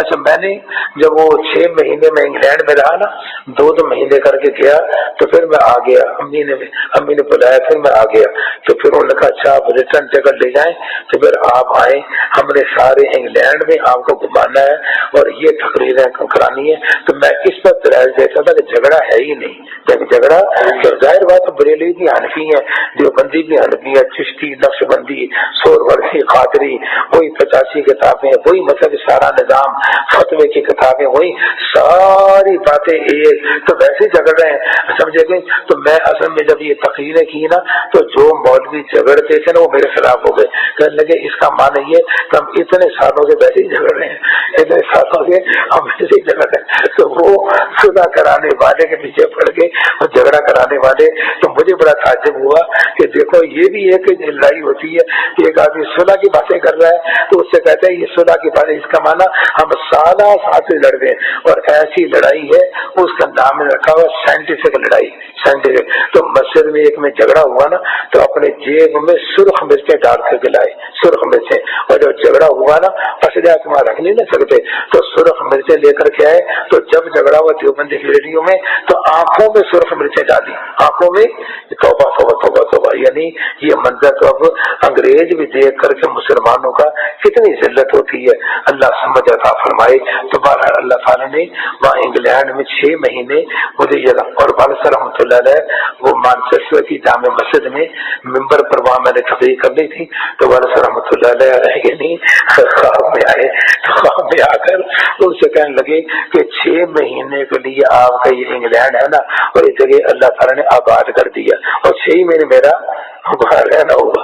تو مولانا گلزار مظاہری جو ہے نا یہ مطلب بڑے زندہ دل سے، تو یہ میری بڑی بچی ہے نا ماشاءاللہ وہ 41-42 سال کی ہونے لگی ہے، تو بڑی بچی جو ہے نا اس وقت تو اس کا نکاح ہوا تھا یہاں، تو شادی ہوئی تھی تو میں وہاں تھا، تو میں نے کہا میرا انتظار نہ کرنا، شادی تم کر دو، شادی تم کر دو، یہ رسمیں جو ہے نا ان رسموں میں پڑھنے کی کوئی ضرورت نہیں، میرا انتظار نہ کرو، میں اپنے مشن میں ہوں، اپنے کام تو شادی ان کی یا ہو گئی، رخصتی بھی ہو گئی، تو بعد میں آیا تو اس وقت میں تو اس سے مجھے بچی سے پتہ چلتا ہے نا کہ اتنا زمانہ پہلے میں وہاں موجود تھا، اور اس انداز میں باتیں، تو مولانا گلزار صاحب مظاہری جو ہے نا یہ جماعت اسلامی والے بڑے زندہ دل ہیں، اور بڑے ان سے میرے سے نا پاکستان بننے سے پہلے کے مطلب کہ ان سے میرے یہ بھی کراتے ہیں نا، اور کراتا ہے کہ ابا جی کا مرید تھے نا ان کے یہاں میں رہتا تھا 1 سال سے زیادہ میرا وہاں رہنا ہوا، تو انہوں نے یہاں مشہور کر دیا کہ مولوی عبدالرحمان نے وہاں شادی کر لی، مولوی عبدالرحمان نے، تو امی کو پتا چلا نا تو امی تک بات کو پہنچایا، تو امی کو بات پہنچایا تو امی نے کہا جلدی آپ آ جائے، جلدی آپ آ جائے، پھر اس نے پتہ لگا وہاں، پھر میں نے کہا امی وہ تو ویسے ہی مذاق کر رہے ہیں، حقیقت یہ میں تو اس مشن میں ہوں، تمہارا 3 مرتبہ میرا یہ آنا جانا ہوا 2 مہینے کے لیے، تو 6 مہینے میں وہاں رہا، تو کہتے ہیں کہ ان لائے اسی طرح ہم جو غموں سے نجات دیں گے، جو پڑے گا غموں سے نجات دیں گے۔ اور زکریا کا تذکرہ کیجیے جبکہ انہوں نے اپنے رب کو پکارا، اے میرے رب مجھ کو لاوارث مت رکھیو، اور سب وارث ہیں جی سے بہتر آپ ہی ہیں، تو ہم نے ان کی دعا قبول کر لی اور ہم نے ان کو یحییٰ عطا فرمایا اور ان کی خاطر سے ان کی بیوی کو اولاد کے قابل کر دیا۔ اب یہ عجیب بات ہے، سارے نبیوں کی شان سنو کیا ہے، اللہ کہتے ہیں اس طرح دین کے کام کو، ہر دین کے کام کو، یہ سارے اونا باب مفالہ ہے، مقابلے کی دوڑ کو کہتے ہیں، یہ سارے اونا اس طرح مقابلے کی دوڑ کے رنگ میں ہے جی، ہر نیکی کے کام کو دوڑ کے آگے کرتے تھے، جیسے آگے سے سب سے آگے بڑھنا ہے، اور ہمیں امید اور دین کے ساتھ، خوف بھی امید کے ساتھ ہماری عبادت کیا کرتے تھے، اور ہمارے سامنے دب کر کے رہتے تھے۔ معلوم ہوتا ہے ان کا جسم بھی ہمارے تابع دوڑنا، اور ان کی زبان بھی ہمارے تابع، ان کا دل بھی ہمارے تابع، تو تینوں مرکز جو عبادت کے ہیں یہ مرکز بھی ہمارے تابع۔ جو صحابہ کی شان میں بیان کیا کرتا ہوں نا وہ انبیاء کے شان میں ذکر آ گیا، اور اس بیوی کا تذکرہ کیجیے جنہوں نے اپنے ناموس کو مریم نے بچایا، پھر ہم نے ان میں اپنی روح پھونک دی، اور ہم نے ان کو اور ان کے فرزند کو یعنی عیسیٰ ابن مریم کو دنیا جہان والوں کے لیے نشانی بنایا۔ یہ ہے تمہارا طریقہ کہ وہ ایک ہی طریقہ، اور میں تمہارا رب ہوں سو تم میری عبادت کرو۔ اور آگے باتیں، اور ان لوگوں نے اپنے دین میں جو اختلاف پیدا کر لی ہے سب ہمارے پاس آنے والے ہیں، سو جو شخص نیک کام کرتا ہوگا بشرطے کہ ایک کا عدد 7 ہوگا، क्योंकि नेक अमल तो नुक्ता है ना, और एक अदद तो एक है जी, वो नुक्ते को कारगर बनाएगा। तो यही माना। तो जो से नेक काम करता होगा बशर्ते कि वो मोमिन होगा, तो उसकी मेहनत हकारत जाने वाली नहीं। और हम इसको लिख लेते हैं, और हम जिन बस्तियों को फना कर चुके हैं ना एक दफे, उनके लिए फिर ये बात नामुमकिन है कि फिर वो लौट करके आए, फिर वो लौट के नहीं आएंगे। यहाँ तक जब याजूज और माजूज खोल दिए जाएंगे और वो हर बुलंदी से निकलते होंगे और सच्चा वादा नजदीक आ पहुंचा होगा, तो बस फिर एक दम से ये किस्सा होगा जी के मुनकरों की निगाहें फटी की फटी रह जाएगी कि हाय कम बख्ती हमारी, हम इससे गफलत में थे, बल्कि हम ही कसूरवार थे। बिला शुबा तुम और जिनको तुम खुदा को छोड़कर पूज रहे हो सब जहन्नम में झोंके जाओगे, तुम सब इसमें दाखिल होगे। अगर वो वाकई माबूद होते तो इसमें क्यों जाते, और सब इसमें हमेशा हमेशा को रहेंगे जी। इनका इसमें शोर होगा और वहाँ कोई बात सुनेगी भी नहीं। तो जिनके लिए हमारी तरफ से भलाई मुकद्दर हो चुकी है वो लोग इससे दूर रखे जाएंगे, उसकी आहट भी न सुनेंगे, और वो लोग अपनी जी चाही चीजों में हमेशा हमेशा रहेंगे। इनको बड़ी घबराहट गम में न डालेंगी और फरिश्ते इनका इस्तकबाल करेंगे। ये है तुम्हारा वो दिन जिसका तुमसे वादा किया जाता था। वो दिन याद करने के काबिल है जिस रोज हम आसमानों को इस तरह लपेट देंगे जिससे लिखे हुए मजमूनों का कागज लपेट लिया जाता है। हमने कहानी जिस तरह अव्वल बार पैदा करने के वक्त इब्तिदा की थी, इसी तरह इसको दोबारा पैदा करेंगे। ये हमारे जिम्मे वादा है, हम जरूर करेंगे। और हम किताबों में लौह महफूज के बाद लिख चुके हैं, लौह महफूज से जबूर है, और हम किताबों में लौह महफूज के बाद लिख चुके हैं कि जमीन के मालिक मेरे नेक बंदे होंगे, यानी जन्नत की जमीन का मालिक, या ये जो है ना कैसर किसरा वगैरह ये और जो है इनकी जमीन। बिलाशुबा इसमें काफी मजमून है उन लोगों के लिए जो बंदगी करने वाले हैं। ऐ मेरे हबीब, हमने आपको और किसी बात के वास्ते नहीं भेजा अगर दुनिया जहान वालों के लोगों पर मेहरबानी करने के लिए भेजा। सारे जहानों के लिए आप रहमत बनकर आए। मैं रब्बुल आलमीन हूँ, आप रहमतुल लिल आलमीन। मैं रब्बिन नास हूँ, आप काफतुल लिन्नास है। सारे जहानों के लिए आप हैं। तो आपकी जहाँ जहाँ मेरी खुदाई पहुंची, मेरे हबीब तेरी नबुव्वत वहाँ वहाँ पहुंची, तेरी नबुव्वत वहाँ वहाँ पहुंची। तो आप फरमा दीजिए मेरे पास तो सिर्फ ये वही आती है, तुम्हारा माबूद एक ही माबूद है। सो अब भी तुम मानते हो या नहीं? फिर अगर ये लोग सरकाबी करें तो आप फरमा दीजिए मैं तुमको साफ इत्तला कर चुका हूँ और मैं ये जानता नहीं इसका तुमसे वादा हुआ है, आया वो करीब है ये दूर दराज है। अल्लाह ताला को पुकार कर कई बात की भी खबर है और जो तुम दिल में रखते हो उसकी भी खबर है, और मैं नहीं जानता शायद वो तुम्हारे लिए इम्तिहान और एक वक्त तक फायदा पहुंचाना हो। पैगंबर ने कहा ऐ मेरे रब फैसला कर दीजिए हक के मुआफिक, और हमारा रब बड़ा मेहरबान है जिनसे इन बातों के मुकाबले में मदद चाही जाती है जो तुम बनाया करते हो। और ये एक तकरीर में जुमे में किया करता हूँ ना, वमा अरसलनाका इल्ला रहमतुल लिल आलमीन, हमने सारे जहानों के लिए आपको रहमत बनाकर भेजा। अब तमाम जहानों में या अकल वाला जहान होगा या गैर अकल वाला होगा, या जिस्मानी होगा या गैर जिस्मानी होगा, या समावी होगा या फिजाई होगा, या जमीनी होगा जमीनी होकर, या मुरक्कब होगा या बसायत में से होगा। तो चाहे आसमान हो जाए, चाहे बादल हो जाए, आलम जब हो जाए, चाहे मिट्टी हो, पानी हो, आग हो, हवा हो, जमादात हो, नबतात हो, हैवानात हो, ये सारे जहान हमने सब के लिए आपको रहमत बना करके भेजा कि हर जहान में हर एक को हमने मौका दिया कि आपकी नबूवत पर वो गवाही दे। वो क्या करे? आसमानों ने गवाही दी, फिजाओं ने गवाही दी, बादलों ने गवाही दी, मिट्टी ने, पानी ने, आग ने, हवा ने, जमदात ने, नबतात ने, तो सबको को मौका दिया कि आपकी नबूवत पर मौजूदा बनकर वो आपके लिए गवाह बने। ये माना है हमने सारे आलमीन के लिए आपको रहमत बनाकर भेजा।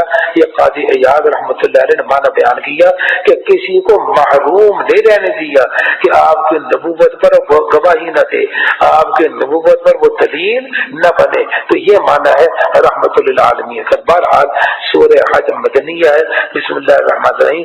اے لوگوں اپنے رب سے ڈرو، یقیناً قیامت کا زلزلہ بڑی بھاری چیز ہوگی، جس روز تم لوگ اس کو دیکھو گے، اس روز تمام دودھ پلانے والی اپنے دودھ پیتے کو بھول جائے گی، اور تمام حمل والیاں سمجھے کہ نہیں اپنا حمل ڈال دیں گی، دل فرد اگر حامل ہو، اور تجھ کو لوگ نشہ کسی حالت میں دکھائی دیں گے حالانکہ وہ نشہ میں نہ ہوں گے، لیکن اللہ کا عذاب ہے ہی سخت چیز۔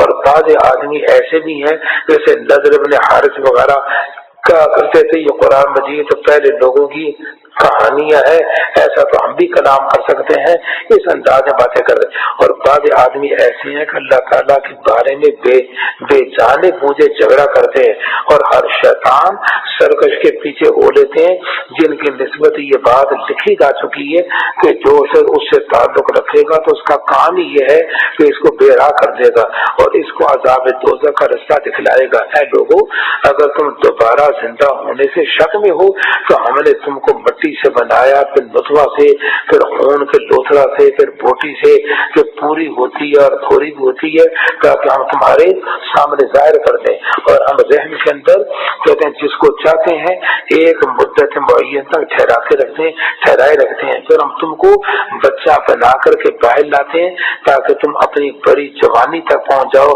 اور بعض تم میں وہ بھی ہیں جو مر جاتے ہیں، اور بعض تم میں وہ بھی ہے جو نکمی عمر تک پہنچا دی جاتے ہیں، جس کا اثر یہ ہے کہ ایک چیز سے باخبر ہو کر بے خبر ہو جائے، اتنا بوڑھا ہوگا کہ مطلب کہ بھول ہی جائے۔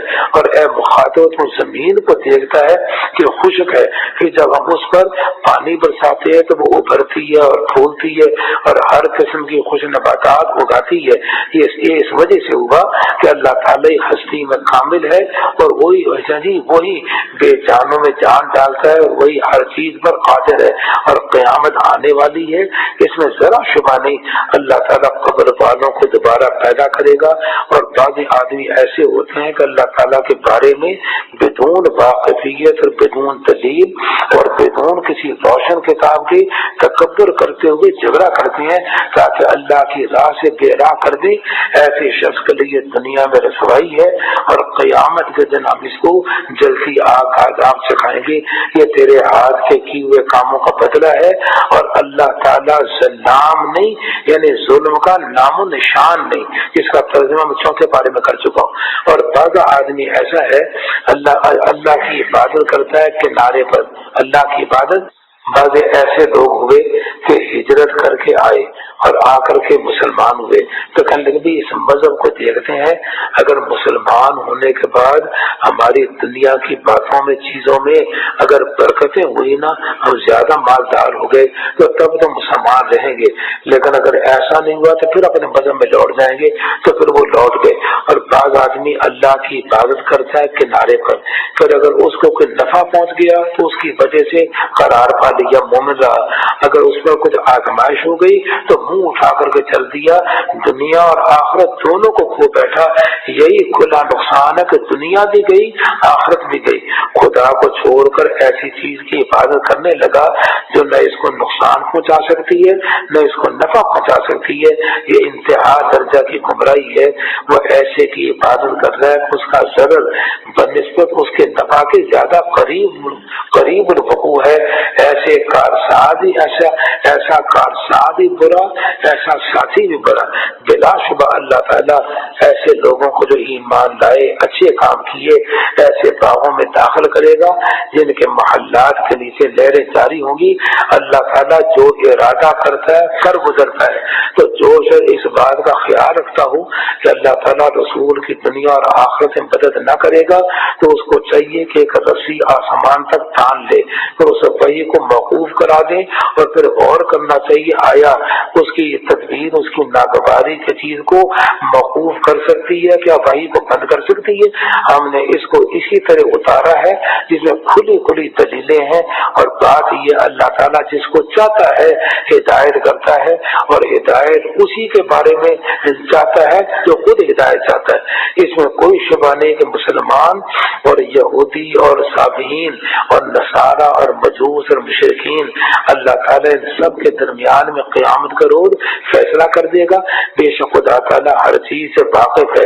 ऐ मुखातब, क्या तुझको ये बात नहीं मालूम नहीं कि अल्लाह ताला के सामने सब सजदा करते हैं, सब आजिज़ी करते हैं, जो कि आसमानों में, जो जमीन में है, और सूरज और चांद और सितारे, पहाड़ और दरख्त और चौपाए, और बहुत से आदमी भी, और बहुत से ऐसे हैं जिन पर अजाब साबित हो गया। और जिसको खुदा जलील करे उसको कोई इज्जत देने वाला नहीं। अल्लाह ताला जो चाहे करे। अच्छा, ये दो फरीक हैं, ये दो फरीक हैं, एक कुफार की जमात में और एक मोमिनीन की जमात में। अब हजरत अली और हमजा और अबू उबैदा जो जंग बदर वगैरह में आए थे मोमिनीन की तरफ से, और उतबा, शैबा और वलीद उधर आए। कहते जिन्होंने दो दरबार अपने रब के बाहम इख्तिलाफ किया, तो जो लोग काफिर थे उनके लिए आग के कपड़े पता किए जाएंगे। इनके तौबा तौबा सर के ऊपर से तेज गर्म पानी छोड़ा जाएगा, इससे इनके पेट की चीजें और खाले सब गल जाएंगी, और इनके लिए लोहे के गुर्द होंगे। तौबा या अल्लाह, वो लोग जब घुटे घुटे उससे बाहर निकलना चाहेंगे, तौबा या अल्लाह, फिर उसी में धकेल दी जाएंगे और कहा जाएगा कि जलने का लाभ चखते रहो। अब देखो ना, दिल यहाँ यानी फटे लगता है तो फौरन मोमिनीन का अल्लाह ताला उन लोगों को कि ईमान लाए और उन्होंने नेक काम की ऐसे बागों में दाखिल करेगा कि जिनके नीचे नहरें जारी होगी। इनको वहाँ सोने के कंगन और मोती पहनाए जाएंगे और पोशाक इनकी वहाँ रेशम की होगी, और इनको कलमा तैयब की हिदायत हो गई थी, और इनको इनके रस्ते की हिदायत हो गई थी जो लायक हम्द है।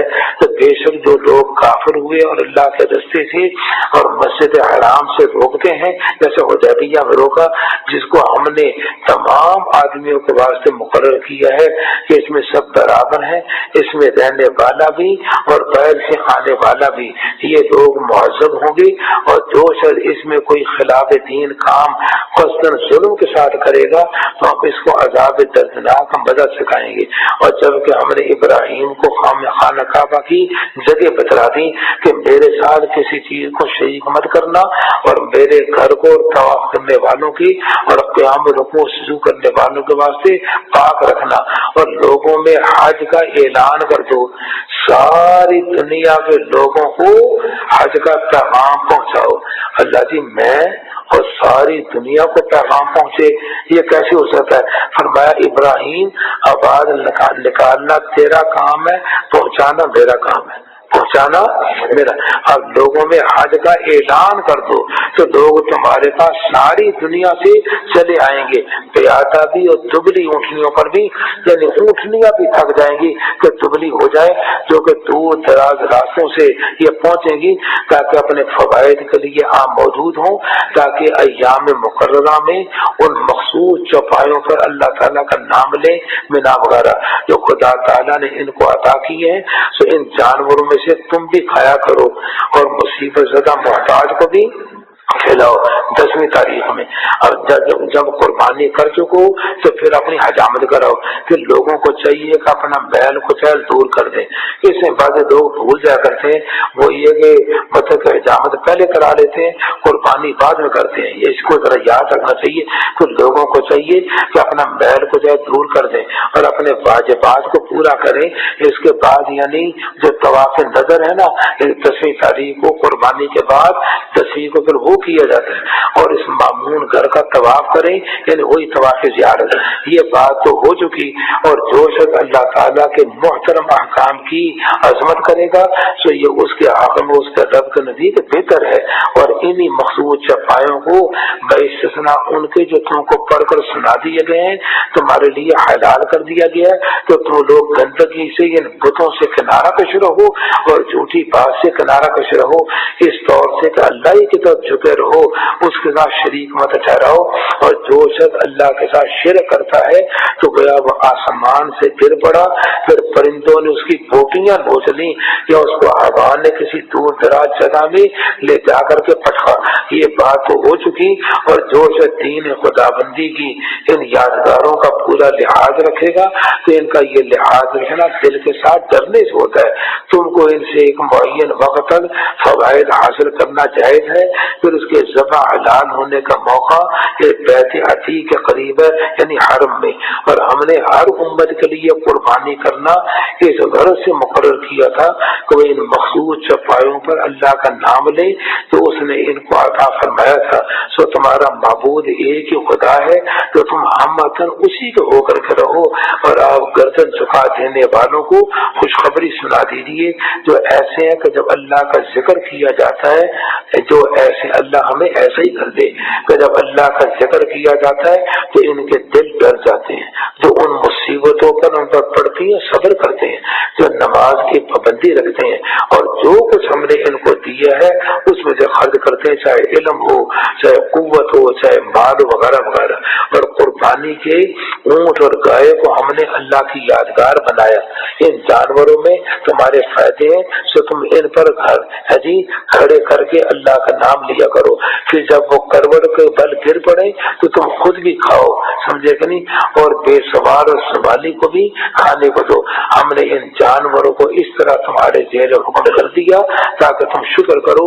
اللہ تعالیٰ کے پاس نہ ان کا گوشت پہنچتا ہے نہ ان کا خون پہنچتا ہے، لیکن اس کے پاس تو تمہارا تقویٰ پہنچتا ہے۔ یہ جو ذبح کیا اللہ کے لیے خون نکالا یہ پہنچتا ہے۔ اگر قربانی کا سارا جانور کوئی اپنے پاس رکھ لے اور مطلب کہ قربانی کر لو، قربانی ہو گئی، لیکن بہتر کیا ہے مطلب کہ کچھ تیسرے ثابت رکھے، کچھ فقراء کو دے، اپنے دوست احباب میں کیا کرے، لیکن اگر بالفرض رکھ لے، کھال بھی رکھ لے، جانور کی کھال بھی نہ دے، اس کو مسلح بنا لے، جانماز بنا لے تو یہ بھی جائز ہے، یہ بھی کیا ہے، لیکن بیچنا جائز نہیں۔ وہ بیچنا کہتے ہیں کہ اللہ تعالیٰ کے پاس نہ ان کا گوشت پہنچتا ہے نہ ان کا خون، لیکن اس کے پاس تمہارا تقویٰ پہنچتا ہے۔ اسی طرح اللہ تعالیٰ نے ان جانوروں کو تمہارا زیر حکم کر دیا تاکہ تم اس بات پر اللہ کی بڑائی کرو کہ اس نے تم کو توفیق دی، اور اخلاص والوں کو خوشخبری سنا دیجیے۔ اب جہاد کا ذکر بلا شبہ اللہ تعالیٰ ایمان والوں سے ہٹا دے گا، یعنی کافروں کے زور کو۔ بے شک اللہ تعالیٰ کسی دغاباز کفر کرنے والے کو نہیں چاہتا۔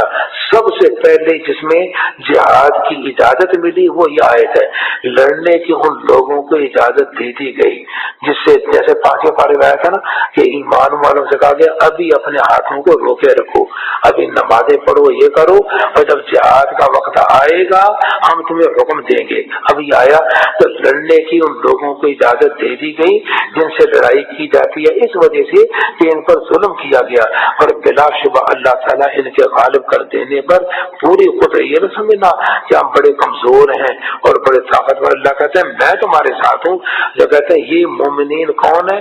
جو اپنے گھروں سے بے وجہ نکالے گئے، جو اپنے گھروں سے، معلوم تھا گھروں والے تھے، بیویوں والے تھے، گھروں والے تھے، بیویوں والے تھے، بچوں والے تھے، یہ بلا وجہ کس وجہ سے نکالے گئے؟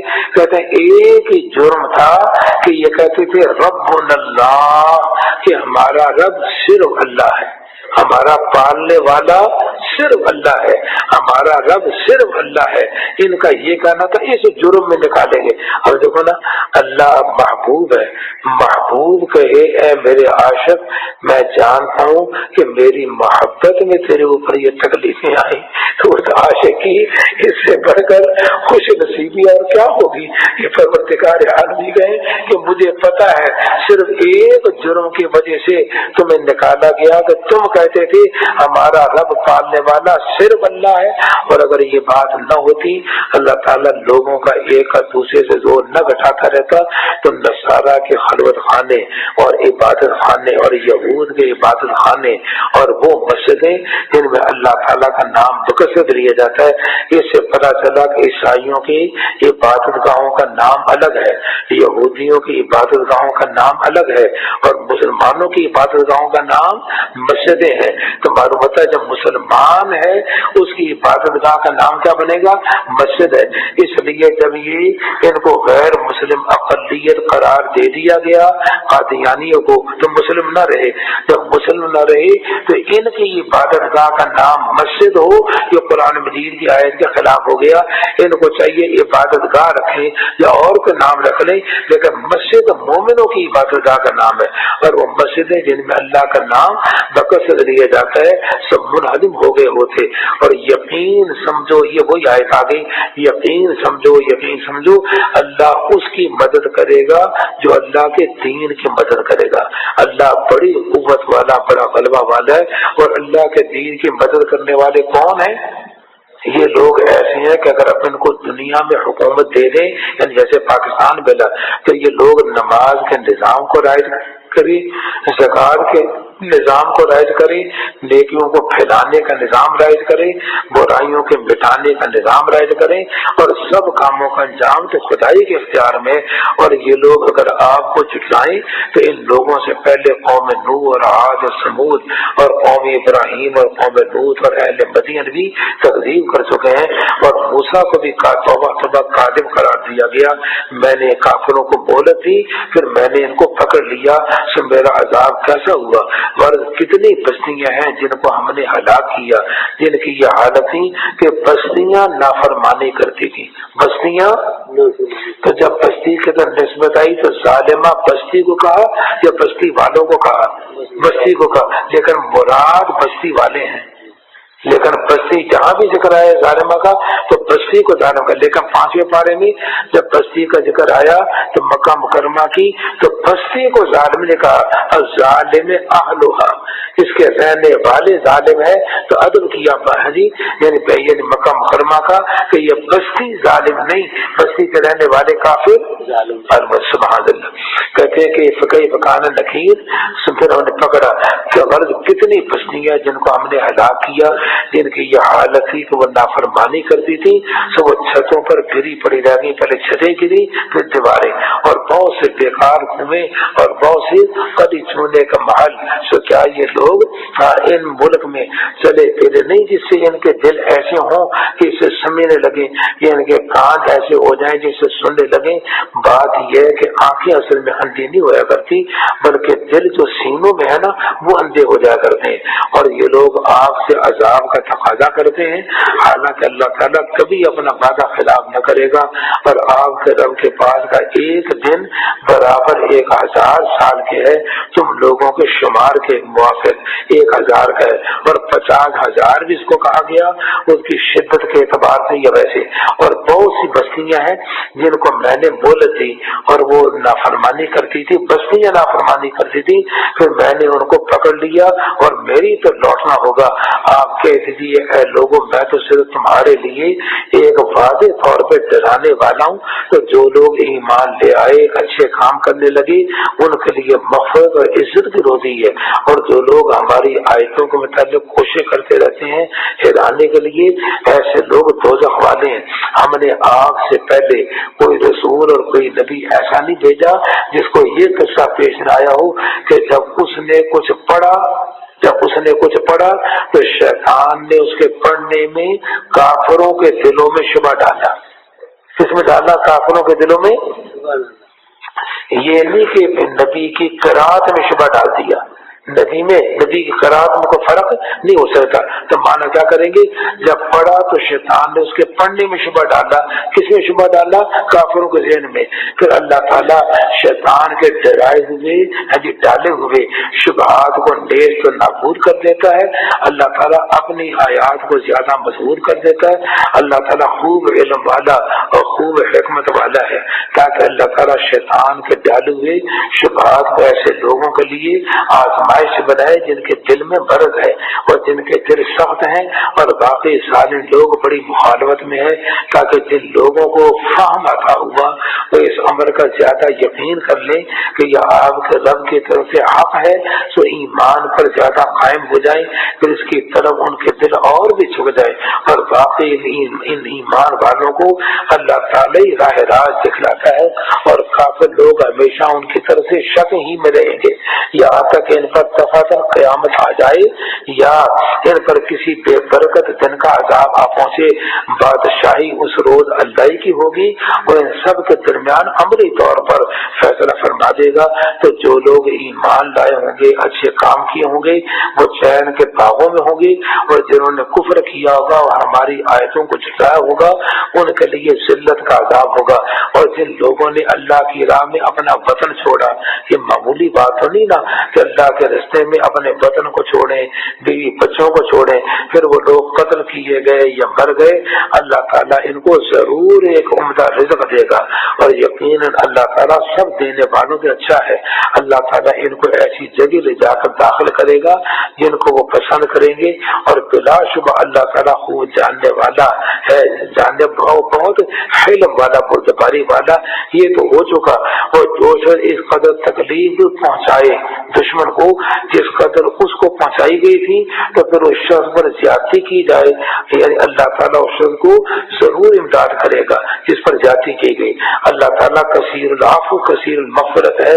ये इस वजह से है कि अल्लाह ताला रात को दिन में और दिन को रात में दाखिल कर देता है, और इस वजह से है कि अल्लाह ताला खूब सुनने वाला, खूब देखने वाला है। और ये इस वजह से कि अल्लाह हस्ती में कामिल, और जिन चीजों की अल्लाह के सिवा ये लोग इबादत कर रहे हैं वो बिल्कुल ही नजर है, और अल्लाह ही आलीशान और बड़ा। क्या तुझको ये खबर नहीं, अल्लाह ताला ने आसमान से पानी बरसाया जिससे जमीन सरसब्ज हो गई। बेशक अल्लाह ताला बहुत मेहरबान, सब बातों की खबर रखने वाला है।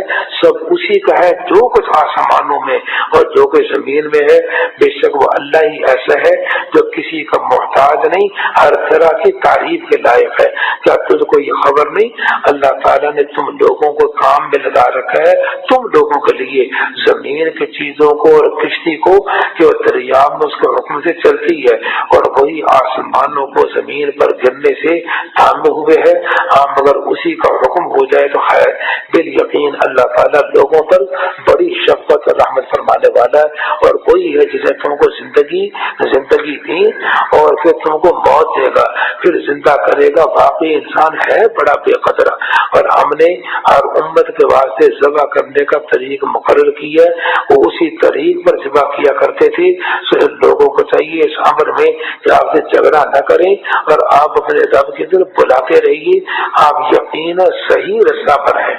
और अगर ये लोग आपसे झगड़ा निकालते हैं तो आप फरमा दीजिए अल्लाह ताला तुम्हारे कामों को खूब जानता है, अल्लाह ताला तुम्हारे दरमियान क़यामत के रोज फैसला फरमा देगा।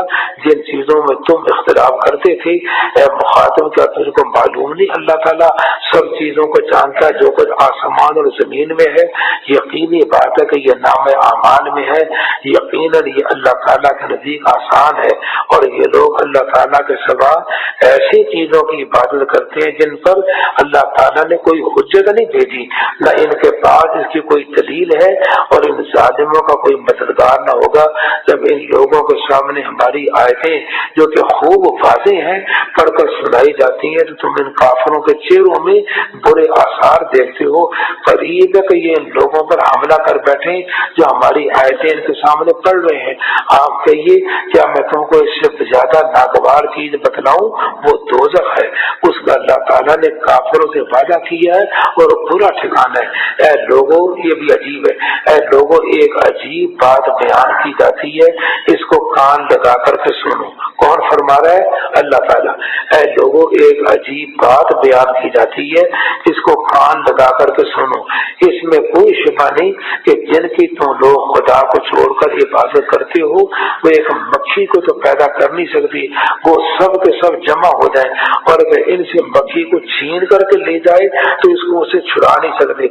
मतलब ये कि ये बुतों पर ये आकर काफिर शहद मल देते थे ताकि बुतों को शहद खिलाए और चटाए, और वो शहद شہد ان کا لگا ہوتا تھا، مکھیاں آتی ان کی موتیں ہو جاتی اور وہ شہد وہاں سے، اب ان میں اتنی مجال نہیں کہ مکھی شہد لے کر کے جا رہی ہے اس مکھی کو پکڑ سکیں، سمجھ گئے؟ تو کہتے ہیں کہ چھین لے جائے اس کو اسے چھڑا نہیں سکتے۔ ایسا عابد بھی لچر، ایسا معبود بھی لچر، ان لوگوں نے اللہ تعالیٰ کی جیسی تعظیم کرنا چاہیے تھی وہ نہ کی۔ اللہ تعالیٰ بڑی قوت والا، سب پر غالب ہے۔ اللہ تعالیٰ مغفرت کر لیتا ہے، فرشتوں میں سے عجیب منتخب کر لیتا ہے، فرشتوں میں سے احکام پہنچانے والے اور عدو میں سے بھی۔